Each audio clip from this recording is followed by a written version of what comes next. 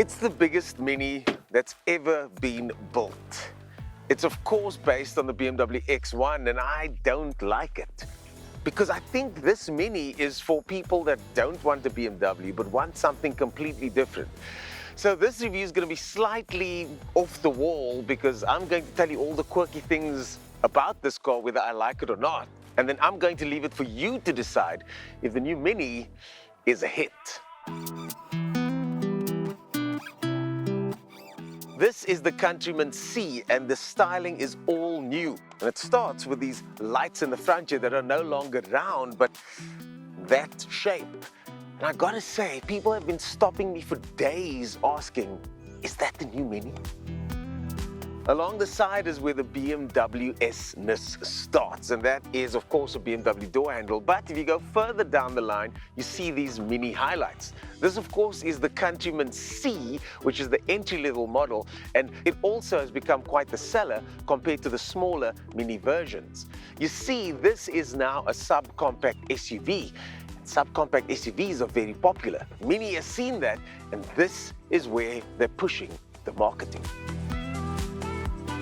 It's got power tailgate with plenty boot space at the back, similar to that of the X1. It is a big car on the inside. And then of course you got the Union Jacks on the lights at the back here, and apparently these are customizable, but I still can't find the buttons. Inside, it's a minimalist tech fest with comfortable seats and an interesting interior, which is exactly what I'm sure many Mini owners want. This model doesn't have electric seats. It is, of course, the entry-level model, but it is spec'd with very good electric seat warmers and a steering wheel warmer as well. Don't dare press any buttons because you will get sound effects for everything that you do. Like that, or like that.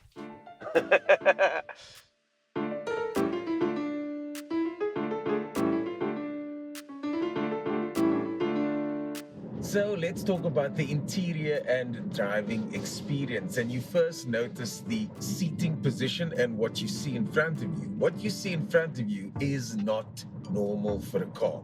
You've got a circular section in the middle here that houses everything and all information: speed, fuel, range, aircon, music, etc. And even a turntable. More things that are strange: the start button. It's effectively a turnkey situation that's permanent. Interesting. Then there's the gear lever, which again, I like electronic gear levers, especially in the modern day. You don't really need a gear lever, but this one is located in a very strange place on the center console over here, and that's just the way Mini's gonna do it. Then there's the experiences button. My least favorite gimmick, but when you do go into go-kart mode, it does say woo-hoo. Now that is, of course, my cue to put my foot down and see what the Mini can do around a corner. It's not so much woo-hoo, it's more like, okay, cool. Other experience modes include Core, Green, Vivid, Timeless. Again, the pomp and circumstance is real when playing with those buttons. The car does come very well spec'd. You've got wireless charging, you've got these high quality materials. But what is different are these door handles. The most unergonomic door handles I've ever used in my life. I'm not quite sure how one would actually open these, but I don't really like it because you use your left hand, you use your right hand. Not my favorite feature, but again, Mini owners, Mini potential buyers out there, maybe you like it. This, of course, is the biggest Mini ever built.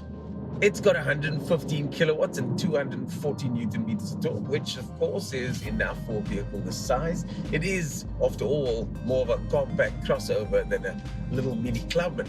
And then you get 6.3 liters per 100 claim, which is also relatively easy to get with this car. It's front-wheel drive, of course, and it's got a dual-clutch transmission, so no CVT here, but it's not an aggressive dual-clutch transmission. And again, if you've ever driven any of BMW's compact SUVs, then this is what you're going to experience. A good compact SUV.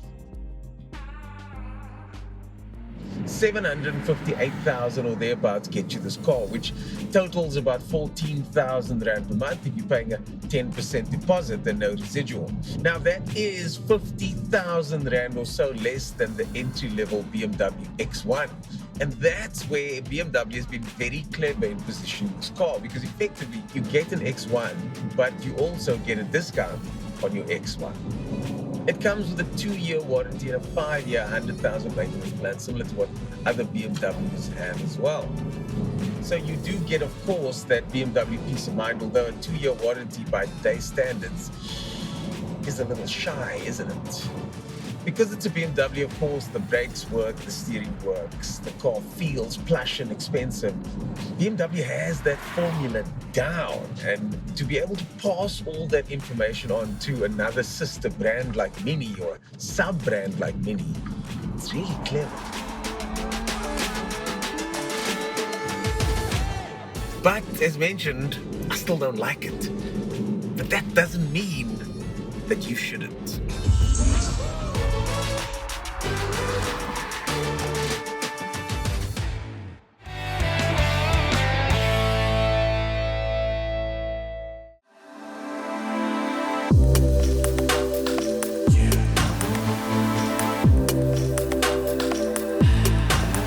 You're watching Ignition GT. Welcome back. Before the break, I gave you my impressions of the third generation Countryman.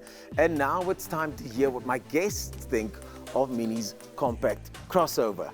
It's got the turntable. It's got the circular thing in the thing. What are your thoughts? Well, you can't call it a Mini anymore because it's really big. And being based on the X1, it definitely shows its size. So the first thing people said when I had it, they were like, why is it so big? A Mini's supposed to be small. So it's a very large car, and it's also very, very chunky. Like when you get inside, it's no longer as compact and as mini as it should be. Spacious, eh? It's very spacious. So you're not touching elbows.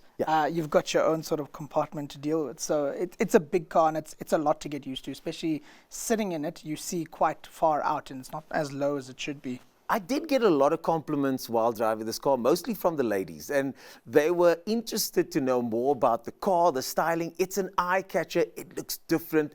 It's not based on the old new generation Mini styling. What do you think of the styling? I love it.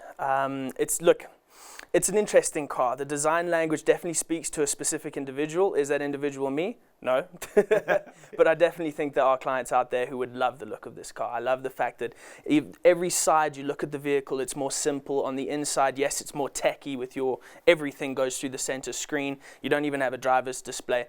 But it's artistic. It's a pretty place to be, and my wife absolutely loved it. She did not want to see this thing go back. She loved playing around with the different bits and bobs and the fabric door lining. It's a dynamic car, and there's a lot to it, but it keeps that minimalistic, that simplistic feel inside the cabin, which is portrayed on the outside, and I really dig that. I love what you said that you didn't like it, but that doesn't mean that it's not a likable car. Yeah. When it comes to the tech, Matthew, what are your thoughts on the tech inside the car? And you mentioned something about how to use the little turntable. The DJ thing, yeah. So there's a really cool feature. So inside, there's a feature where the disc, which normally was the speedo or the rev counter in the previous Minis, you can now pair music to it, and it becomes a DJ turntable. But it's not through Apple CarPlay, it's through the native music system. But you're actually going to just put 3 fingers there. But again, it's gimmicky and it's cool, but also speaking on the interior, the inside with that little woven sort of dash, that's made out of recycled plastic. So they've really gone conscious, but they've also kept it quirky, because anyone who buys a Mini will buy another one.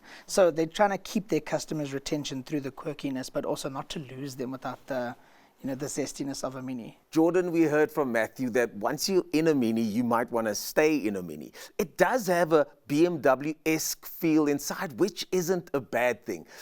Am I looking too deeply into this quirkiness thing?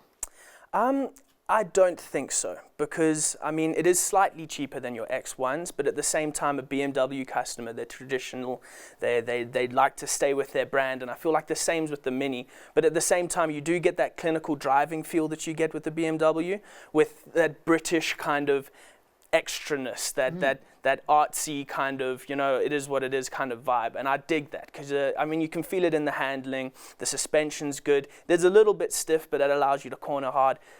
Not that a mini driver, especially in the Countryman C, would be doing, but you get that sense of a tried and tested German product in a car which displays very British heritage, and I like that.